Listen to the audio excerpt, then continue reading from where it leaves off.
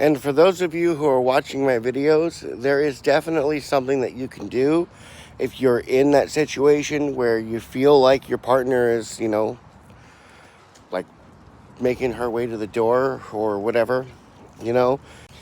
You can work either this way or that way, right? Either trying to restabilize that relationship or making your way out the door yourself.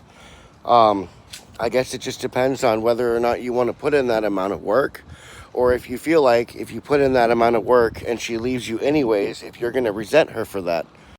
Fact of the matter is, I put in that amount of work for my partner, and I don't resent her for still leaving. I don't. I just wish we could have made things work.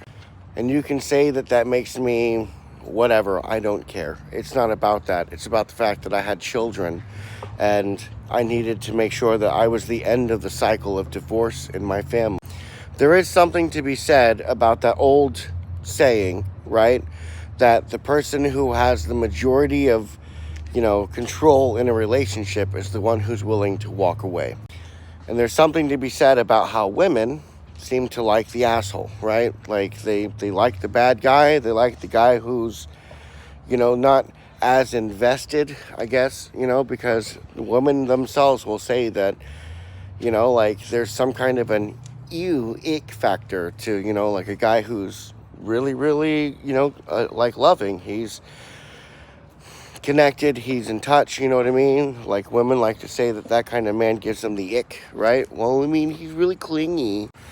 I just go ahead and say, well, I mean, you can have it either way you want it, but the fact of the matter is, like women are going to leave if they're going to leave, there's only so much that you can do in that situation. You can either stick it out and hope that it works out the way that you want it to, or you can be the proactive person and leave first.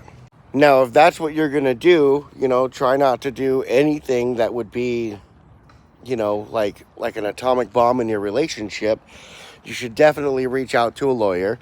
You should definitely have conversations about the relationship or what would happen if things ended, right? You should definitely be proactive, but you should definitely not be the kind of person to throw an atomic bomb in your relationship. You know what I mean?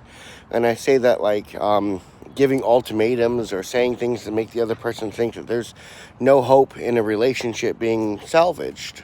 Had I been really smart in my relationship and gone out of my way to get my own apartment, right? Get a hold of a lawyer and figure out how I could keep my children rather than just letting her have them, I bet you things would have worked out for me. Just saying.